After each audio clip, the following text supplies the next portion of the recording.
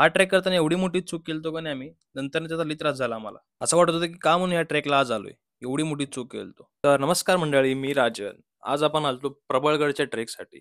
तसं तर हा ट्रेक नवी मुंबईपासून 40 ते 50 किलोमीटर अंतरावर आहे आणि खोपोलीपासून 30 किलोमीटर. तसं तर इथे येण्यासाठी तुम्हाला पहिला ठाकूरवाडी या गावात यायला लागते. मॅपवर जर लोकेशन टाकला तर तुम्हाला आरामात भेटून जाईल. आजच्या ट्रेकला माझ्यासोबत स्वाती आणि ज्योत्स्ना होत्या. या दोघींसोबत मी आज खूप दिवसांनी ट्रेक करत होतो. जसं की तुम्हाला मी बोललो, आम्ही मोठी चूक केली. ती म्हणजे आम्ही भर उन्हात ट्रेक चालू केलता. प्लॅनिंग तर होती सकाळी 7 ला ट्रेक चालू करायची, पण आम्ही चालू केलं 10 वाजता. त्यामुळे इतकं आम्हाला ऊन लागालतं त्यावेळी.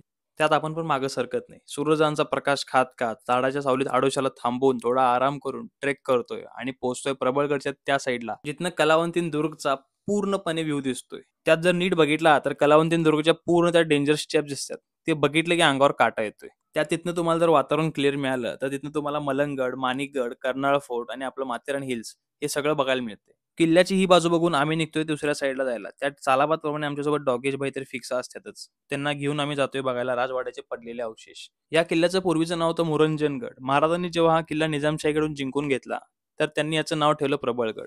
तिथनं पुढे गेल्यावर एक मंदिर आहे. त्यात गणपतीची मूर्ती आहे. परत महादेवाची खंडित झालेली पिंड आहे. नंदी महाराजांची पण खंडित झालेली मूर्ती आहे. आणि त्याच मंदिराच्या जरा पुढे गेल्यावर पाण्याचा तलाव आहे, जो की आता उन्हामुळे पूर्ण सुकायला आलाय. तसं तर या किल्ल्यावरती अजून खूप काही बघण्यासारखं होतं. त्या साईडला पूर्ण बुरुज होता. पण आम्ही म्हणलं ऊन खूप आहे, त्यामुळे म्हणलं आराम करूया कुठेतरी. थोडं वेळ ते खाऊन घेऊया.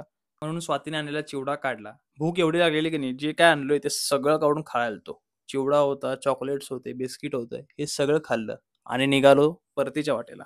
जाताना पण ऊन तेवढंच कडक होतं. संध्याकाळचे 4:30 झाले तरी ऊन उतरायचं नाव घेत नव्हतं. त्या ट्रेक करताना असं समजलं की ब्रिटिश लोक त्या टाइमला इथे हिल स्टेशन बनणार होते. पण त्यांना माथेरानचं पठार भेटलं, त्यामुळे त्यांनी हा किल्ला राहून दिला. त्यात आपल्यासोबत ट्रेक करताना एक दुःखद घटना झाली. ते म्हणजे आपलं फेव्हरेट शूज, ज्या शूजने मी आजपर्यंत ट्रेक करतोय, ते फाटलेलं. त्यात मनातल्या मनात म्हणलं की अजून किती वाईट होणार आपल्यासोबत. असो, कोणतरी म्हणून गेले की अंत में सब कुछ ठीक ही हो जाता है. असंच खाली उतरल्यावर ही संध्याकाळ बघितली आणि मन पूर्ण प्रसन्न झालं. आणि अशा प्रसन्न वातावरणात आम्ही आजचा ट्रेक संपवला. तर सांगायचं एवढंच आहे, हा ट्रेक किती पण अवघड असून दे, त्या ट्रॅकवर तुमच्यासोबत किती पण चुकीचं काय होऊ दे, पण शेवटी तुमच्यासोबत चांगली कंपनी असेल, तर काहीच अवघड वाटत नाही.